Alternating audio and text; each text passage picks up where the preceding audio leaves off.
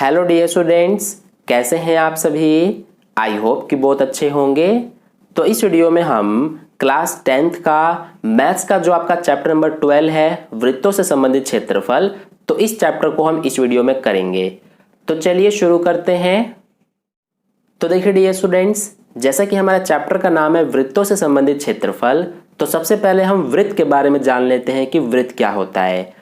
तो किसी भी प्लेन यानी कि समतल पर इस तरह की जो 2D बंद आकृति होती है उसी को हम वृत्त कहते हैं। और वृत्त के अंदर बिल्कुल बीच में जो बिंदु होता है उसे हम केंद्र कहते हैं और इसे O से दिखाते हैं।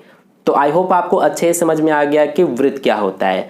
अब वृत्त के बारे में हम कुछ बेसिक सी बातें समझ लेते हैं जिन्हें आप पिछली क्लासेस में भी पढ़ चुके हैं, लेकिन फिर भी हम एक बार रिवाइज कर लेते हैं। तो सबसे पहले हम समझते हैं कि व्यास क्या होता है। व्यास को हम इंग्लिश में डायमीटर कहते हैं और स्मॉल d से दिखाते हैं। तो जो हमारा ये वृत्त है, इसका जो ये किनारा आप देख रहे हैं, तो एक किनारे से दूसरे किनारे को जोड़ने वाली जो रेखा होती है और वो केंद्र से होकर जानी चाहिए, उसे ही हम व्यास कहते हैं। जैसे कि यहाँ पर मैं इस तरह से ये जो रेखा खींचा हूं, इसका नाम दे देते हैं AB। तो ये हमारा रेखा जो है एक किनारे से दूसरे किनारे को जोड़ रहा है और ये इस केंद्र से होकर जा रहा है, तो इसीलिए ये हमारा AB क्या है, इस वृत्त का व्यास है। ठीक है, तो आई होप आपको समझ में आ गया कि व्यास क्या होता है। अब जो हमारा व्यास होता है, इसका आधा होता है त्रिज्या। त्रिज्या को हम इंग्लिश में रेडियस कहते हैं और R से दिखाते हैं। तो रेडियस क्या होता है, हमारा व्यास का आधा। या फिर हम इसे ऐसे भी कह सकते हैं कि केंद्र से जो हमारा ये किनारा है, इसे हम परिधि भी कहते हैं। तो केंद्र से परिधि तक की जो दूरी होती है उसे ही हम त्रिज्या कहते हैं। जैसे कि यहाँ पर इस तरह से जो मैंने ये रेखा खींचा है, ये हमारा क्या कहलाएगा, त्रिज्या। ठीक है, तो त्रिज्या हमारा क्या होता है, एक तो मैंने आपको ये बताया कि केंद्र से ये हमारा किनारे तक की जो दूरी होती है उसे ही हम त्रिज्या कहते हैं और त्रिज्या व्यास की आधी होती है। तो अगर हम व्यास में 2 से भाग कर देंगे तो हमें त्रिज्या मिल जाएगी। ठीक है, तो यहाँ तक क्लियर है। अब इसके बाद हम समझते हैं कि वृत्त का क्षेत्रफल क्या होता है। तो देखिए, जो मैंने ये वृत्त बनाया है, ये वृत्त, ये जो हमारा समतल है, इस पर कितना जगह घेर रहा है, वही होता है वृत्त का क्षेत्रफल। देखिए, ये जो जगह है सारा, ये जगह ये वृत्त घेर रहा है, तो यही क्या है, क्षेत्रफल है। ठीक है, तो वृत्त का क्षेत्रफल हम आसानी से निकाल सकते हैं। यानी कि ये जो वृत्त है वो कितना जगह घेर रहा है, यानी कि इसका कितना क्षेत्रफल है, वो निकाल सकते हैं हम आसानी से। इसका हमारा सूत्र होता है, वो सूत्र होता है, मैं आपको बता देता हूं, ये होता है πr²। तो क्वेश्चन में अगर आपसे जब भी वृत्त का क्षेत्रफल पूछा जाएगा तो आपको ये फॉर्मूला लगाना है, πr²। अब क्वेश्चन में अगर पाई की वैल्यू आपको दी गई होती है तो वही आपको लेना होता है, और अगर नहीं दिया गया होता है तो आपको पाई का मान 22/7 लेना होता है, और आपको आर की भी वैल्यू दी जाएगी, यानी कि त्रिज्या भी आपको दिया जाएगा। तो ये होता है हमारा वृत्त का क्षेत्रफल। अब इसके बाद हम समझते हैं कि वृत्त की परिधि का मतलब क्या होता है। तो देखिए, जैसे कि ये हमारा जो वृत्त है, इसका जो ये आप बाहरी किनारा देख रहे हैं, ये जो बाहरी किनारा आप देख रहे हैं, यही होता है वृत्त की परिधि। जैसे कि मान लीजिए यहाँ पर कोई आदमी खड़ा है, तो वो यहाँ से पूरा इस तरह से चक्कर लगाते हुए दोबारा से यहाँ पर आ जाता है ए बिंदु पर, तो उसने कुल कितना दूरी चला इस तरह से, सेंटीमीटर में या मीटर में या किलोमीटर में, तो वही होता है परिधि। यानी कि हम इस तरह से कह सकते हैं कि यहाँ से ये पूरा इस तरह से जो दूरी है, यही होता है हमारा वृत्त की परिधि। तो वृत्त की परिधि निकालने का भी एक फॉर्मूला होता है हमारे पास, वो होता है 2πr। तो ये होता है वृत्त की परिधि। आई होप यहाँ तक जितने भी पॉइंट्स मैंने आपको समझाया अच्छे समझ में आ गया है। तो चलिए अब हम नेक्स्ट पॉइंट को समझते हैं। तो देखिए डियर स्टूडेंट्स, अब हम समझेंगे कि त्रिज्य खंड का क्षेत्रफल क्या होता है। तो देखिए, ये हमारा वृत्त है, वृत्त का ये केंद्र है O। तो इस केंद्र से ये मैंने एक त्रिज्या खींचा जिसका नाम दे दिया हमने OA, और एक और यहाँ पर हम त्रिज्या खींच लेंगे इस तरह से, इसका नाम दे देते हैं OB। तो यहाँ पर ये जो हमारा 2 त्रिज्या है, ये 2 त्रिज्या, और यहाँ पर एक चीज और आपको ध्यान देना है कि हमारा जो वृत्त होता है उसमें दो तरह की चाप होती हैं, एक होता है लघु चाप और एक होता है दीर्घ चाप। तो देखिए ये जो हमारा ए से लेकर बी तक यानी कि इतना ये जो आप देख रहे हैं ये कहलाएगा हमारा लघु चाप, क्योंकि ये छोटा है तो ये कहलाएगा लघु चाप। और यहां से लेकर पूरा ये जो यहां तक आप देख रहे हैं ये कहलाएगा दीर्घ चाप। ठीक है, क्योंकि ये बड़ा है इसीलिए इसको हम दीर्घ चाप कहेंगे, और ये जो यहां से यहां तक है इसे हम लघु चाप कहेंगे। तो मैं आपको क्या बता रहा था, त्रिज्यखंड बता रहा था। तो देखिए ये हमारा एक त्रिज्या है और ये एक त्रिज्या है, तो इन दोनों त्रिज्याओं के बीच और ये जो लघु चाप है इसके बीच ये जो आप जगह देख रहे हैं इसी को हम त्रिज्यखंड कहते हैं। ठीक है, तो ये हमारा क्या कहलाता है, त्रिज्यखंड कहलाता है। इसके अलावा ये तो हमारा इस वृत्त का ये त्रिज्यखंड हो गया एक, इसके अलावा ये जो जगह बच रहा है ये भी तो त्रिज्यखंड कहलाएगा, क्योंकि ये जो जगह पूरा है ये भी इन दोनों त्रिज्याओं और ये पूरा बड़ा वाला जो दीर्घ चाप है इसके बीच में है ये पूरा जगह। तो एक वृत्त में दो यहाँ पर त्रिज्यखंड आपको दिखाई दे रहा है, एक ये छोटा वाला और एक ये पूरा ये बड़ा वाला। तो ये जो छोटा वाला त्रिज्यखंड है इसको हम कहते हैं लघु त्रिज्यखंड। मैं यहाँ पर लिख देता हूं, ये हमारा क्या कहलाता है, लघु, और यहाँ पर मैं लिख देता हूं त्रिज्यखंड। तो ये हमारा क्या कहलाएगा, लघु त्रिज्यखंड। और जो ये बड़ा वाला आप देख रहे हैं ये कहलाता है हमारा दीर्घ त्रिज्यखंड। त्रिज्यखंड को हम यहाँ पर लिख लेते हैं, ये इस तरह से हो गया।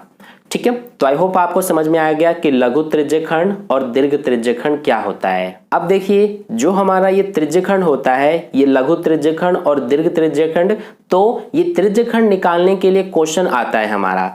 तो देखिए हम त्रिज्यखंड कैसे ज्ञात करते हैं, इसका क्या सूत्र होता है, यानी कि त्रिज्यखंड के क्षेत्रफल निकालने का क्या सूत्र होता है।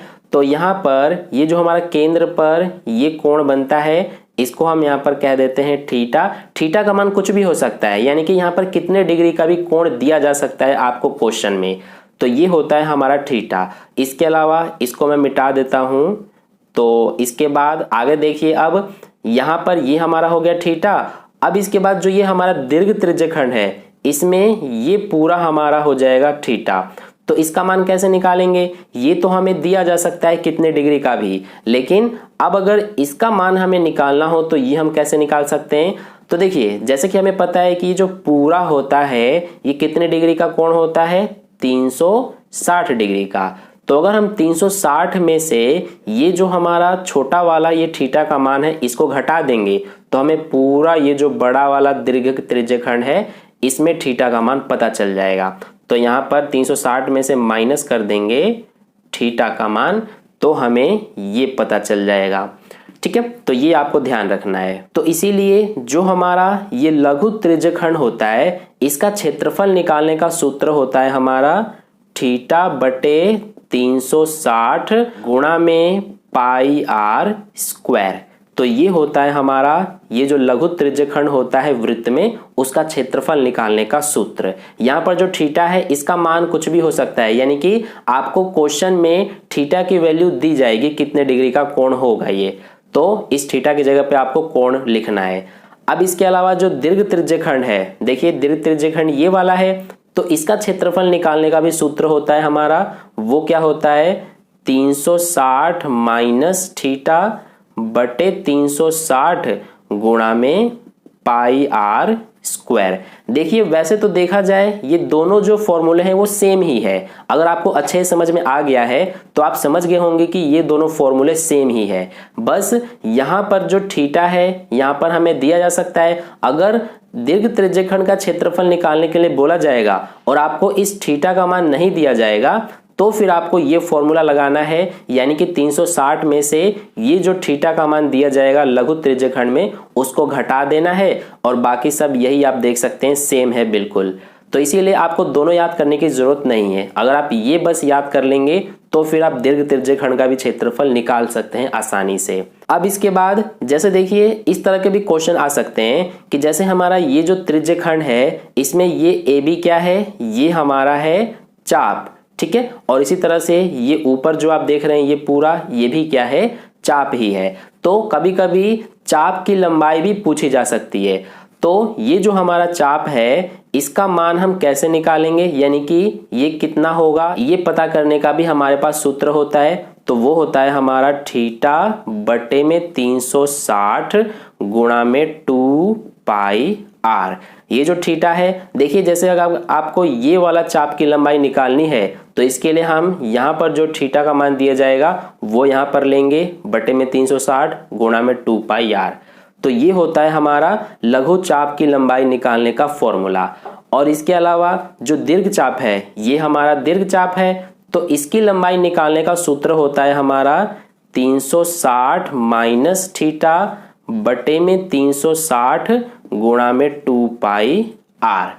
तो इसमें भी ये दोनों सेम ही है, बस इसमें हमारा क्या है कि अगर हम दीर्घ चाप की लंबाई निकाल रहे हैं तो हमें ये जो दीर्घ त्रिज्यखंड में थीटा का मान है ये पता होना चाहिए। तो इसीलिए 360 में से इसको घटाने पे आता है, तो इसीलिए यहाँ पर घटा के और बाकी सब यही सेम है, देखिए 2 पाई आर बटे में 360। तो इस तरह से आई होप आपको इतना समझ में आ गया है कि त्रिज्यखंड का क्षेत्रफल क्या है, किस तरह से हम ज्ञात करते हैं त्रिज्यखंड का क्षेत्रफल, और लघु चाप की लंबाई और दीर्घ चाप की लंबाई हम किस तरह से ज्ञात करते हैं। तो यहां तक समझ में आ गया होगा। अब इसके बाद हम नेक्स्ट पॉइंट को समझते हैं। तो देखिए डियर स्टूडेंट्स, अब हम समझेंगे कि वृत्तखंड का क्षेत्रफल क्या होता है। तो वृत्तखंड का क्षेत्रफल समझने से पहले आपको ये समझना जरूरी है कि वृत्तखंड क्या होता है। तो सबसे पहले हम वृत्तखंड को समझ लेते हैं। जैसे देखिए ये हमारा एक वृत्त है, तो इस वृत्त में अगर हम इस तरह से एक जीवा खींच देंगे, ये हमने एक जीवा खींच दिया, इसका नाम दे देते हैं ए बी। तो ये जीवा क्या कर रही है कि इस वृत्त को 2 हिस्सों में बांट रही है। एक तो ये जो हमारा जीवा है इसके नीचे ये जो आप भाग देख रहे हैं ये वाला हो गया, और इस जीवा के ऊपर ये जो बड़ा वाला भाग देख रहे हैं ये हो गया। तो ये जीवा इस वृत्त को 2 हिस्सों में बांट रही है, एक ये पूरा ऊपर वाला बड़ा और इसके एक नीचे ये वाला। तो यही हमारे वृत्तखंड होते हैं, ठीक है। अब इसमें देख रहे हैं आप कि एक तो ये छोटा है और एक ये जो है ये बड़ा है। तो जो बड़ा वाला वृत्तखंड होता है उसको हम दीर्घ वृत्तखंड कहते हैं, और जो छोटा वाला वृत्तखंड होता है उसको हम लघु वृत्तखंड कहते हैं। जैसे हमने त्रिज्यखंड में देखा था लघु त्रिज्यखंड और दीर्घ त्रिज्यखंड, इसी तरह से वृत्तखंड में भी है, एक तो लघु वृत्तखंड होता है और एक दीर्घ वृत्तखंड। तो अब बात आती है कि हम जो हमारा ये लघु वृत्तखंड और दीर्घ वृत्तखंड है इसका क्षेत्रफल कैसे निकालते हैं, तो वो अब हम सीखेंगे। तो जैसे मान लीजिए हमें इस लघु वृत्तखंड का क्षेत्रफल निकालना है, तो इसके लिए हम क्या करते हैं कि सबसे पहले हम त्रिज्यखंड बनाते हैं। तो ये हमारा केंद्र हो गया इस वृत्त का, यहाँ पर ये ओ नाम से हो गया इसका केंद्र। अब इसके बाद सबसे पहले हम इस तरह से त्रिज्यखंड बनाने के लिए यहाँ पर एक त्रिज्या खींचेंगे ओ ए, फिर इसके बाद एक ये त्रिज्या खींचेंगे ओ बी। तो ये हमारा जो पूरा आप देख रहे हैं ये क्या बन गया, त्रिज्यखंड बन गया। तो इस वृत्तखंड का क्षेत्रफल निकालने के लिए सबसे पहले हमें इस त्रिज्यखंड का क्षेत्रफल निकालना होता है। अब इस त्रिज्यखंड के क्षेत्रफल में से अगर हम इस त्रिभुज के क्षेत्रफल को घटा देंगे तो हमारा ये वृत्तखंड का क्षेत्रफल आ जाएगा। सबसे पहले ये जो हमारा है ये हमारा थीटा होता है, इसका मान कुछ भी हो सकता है। तो मैंने क्या बताया कि अगर हमें इस लघु वृत्तखंड का क्षेत्रफल निकालना है तो इसके लिए इस पूरे त्रिज्यखंड का क्षेत्रफल निकालते हैं, और उसमें से हम ये जो ओ ए बी त्रिभुज है इसका क्षेत्रफल हम घटा देते हैं। तो हमारा लघु वृत्तखंड निकालने का जो सूत्र बनेगा वो बनेगा थीटा बटे 360 गुणा में पाई आर स्क्वायर। ये देखिए ये हमारा किसका सूत्र होता है, ये त्रिज्यखंड का क्षेत्रफल का सूत्र होता है। तो त्रिज्यखंड सबसे पहले हम निकाल रहे थे और उसमें से क्या घटा रहे थे, इस त्रिभुज का क्षेत्रफल। तो इसीलिए यहां पर हम घटा देंगे, इसमें से क्या घटाएंगे, त्रिभुज का क्षेत्रफल। अब देखिए ये जो हमारा त्रिभुज होता है, त्रिभुज का क्षेत्रफल निकालने का सूत्र आपको पता है कैसे निकालते हैं हम। अगर यहाँ पर ये हमारा थीटा का मान 60 डिग्री है, इसी तरह से ये भी 60 डिग्री है और ये भी 60 डिग्री है, तो ये हमारा एक समबाहु त्रिभुज हो जाएगा। तो समबाहु त्रिभुज का क्षेत्रफल निकालने का सूत्र आपको पता है √3/4 a स्क्वायर। तो अगर ये हमारा एक समबाहु त्रिभुज है तो हम इसमें से इस समबाहु त्रिभुज का क्षेत्रफल घटाएंगे, और अगर ये हमारा एक समकोण त्रिभुज है तो फिर हमारा समकोण त्रिभुज के क्षेत्रफल का क्या सूत्र होता है, ये होता है 1/2 आधार गुना ऊंचाई। तो अगर ये एक समकोण त्रिभुज है तो फिर हम ये वाला सूत्र लगाएंगे। ठीक है, अब आप इसमें कंफ्यूज हो रहेंगे, तो इसका भी सॉल्यूशन मेरे पास एक है कि अगर ये कोई सा भी त्रिभुज हो, यानी कि इस थीटा का मान कुछ भी हो, हम क्या करेंगे कि अगर इसमें से 1/2 आर स्क्वायर साइन थीटा को घटा देंगे तो फिर हमारा जो ये वृत्तखंड है इसका क्षेत्रफल आ जाएगा। देखिए मैंने क्या कहा कि आपको ये वाला फॉर्मूला याद नहीं रखना, इसको भूल जाइए, हमें बस ये वाला फॉर्मूला पूरा याद रखना है। ये θ/360 गुणा पाई आर स्क्वायर, इसमें से हम घटा देंगे 1/2 आर स्क्वायर साइन थीटा को, तो फिर हमारा ये लघु वृत्तखंड का क्षेत्रफल निकल के आ जाएगा। ठीक है, तो आई होप आपको समझ में आ गया। ये थोड़ा सा बड़ा आपको दिख रहा होगा ये जो फॉर्मूला है ये, लेकिन क्वेश्चंस करते टाइम आपको अच्छे से याद हो जाएगा। ठीक है, तो ये होता है हमारा लघु वृत्तखंड का क्षेत्रफल निकालने का सूत्र। अब देखिए हम समझते हैं कि दीर्घ वृत्तखंड का क्षेत्रफल कैसे निकालेंगे। दीर्घ वृत्तखंड क्या होगा हमारा? दीर्घ वृत्तखंड ये जो लघु वृत्तखंड है इसके ऊपर का हिस्सा होगा। ये मैं आपको मिटा देता हूं आपके सुविधा के लिए ताकि आपको कंफ्यूजन ना हो। तो ये जो आप पूरा ये बड़ा वाला देख रहे हैं यही हमारा है दीर्घ वृत्तखंड। तो इसका क्षेत्रफल कैसे निकाल सकते हैं हम? इसके लिए क्या कर सकते हैं हम कि जो हमारा ये पूरा वृत्त है इसका क्षेत्रफल निकाल के, और अगर हम ये जो लघु वृत्तखंड है इसका क्षेत्रफल घटा देंगे तो यही बचेगा दीर्घ वृत्तखंड का क्षेत्रफल। तो यही हम करते हैं, यानी कि सबसे पहले पूरा वृत्त का क्षेत्रफल निकालेंगे। तो इसका सूत्र होता है पाई आर स्क्वायर, और इसमें से अगर हम घटा देंगे इस लघु वृत्तखंड के क्षेत्रफल को तो फिर हमारा ये आ जाएगा। तो यहां पर हम पाई आर स्क्वायर में से घटा देते हैं लघु वृत्तखंड का क्षेत्रफल को। तो इस तरह से ये होता है हमारा फॉर्मूला दीर्घ वृत्तखंड का क्षेत्रफल निकालने का। अब देखिए मैं आपको एक बात बताता हूं कि अगर आपको क्वेश्चन में ये बोला गया है कि दीर्घ वृत्तखंड का क्षेत्रफल निकालिए, तो इसके लिए सबसे पहले आपको लघु वृत्तखंड का क्षेत्रफल निकालना पड़ेगा, क्योंकि इसका फॉर्मूला तो हमारा यही है पाई आर स्क्वायर माइनस लघु वृत्तखंड का क्षेत्रफल। तो अगर आपको दीर्घ वृत्तखंड का क्षेत्रफल निकालना है तो इसके लिए सबसे पहले आपको लघु वृत्तखंड का क्षेत्रफल पता होना चाहिए। अगर नहीं पता है तो फिर आपको ये सबसे पहले निकालना पड़ेगा। तो इस तरह से ये होता है हमारा वृत्तखंड का क्षेत्रफल का सूत्र। आई होप आपको यहाँ तक सभी पॉइंट्स अच्छे से समझ में आ गए हैं। तो इस वीडियो में बस इतना ही। आई होप आपको सारे पॉइंट्स बहुत ही अच्छे से समझ में आ गए हैं। अगर आपको वीडियो अच्छा लगा है तो वीडियो को लाइक जरूर कर देना और अपने दोस्तों के साथ भी जरूर शेयर कर देना ताकि उन्हें भी इससे बेनिफिट मिले। और अगर आपने अभी तक चैनल को सब्सक्राइब नहीं किया है तो चैनल को सब्सक्राइब करके बगल में जो बेल आइकन आता है उस पर ऑल नोटिफिकेशन वाले पे क्लिक कर लेना, ताकि नेक्स्ट वीडियो जैसे ही अपलोड की जाए उसका नोटिफिकेशन सबसे पहले आपको मिल जाए। तो मिलते हैं फिर नेक्स्ट वीडियो में प्रश्नावली 12.1 के साथ। धन्यवाद।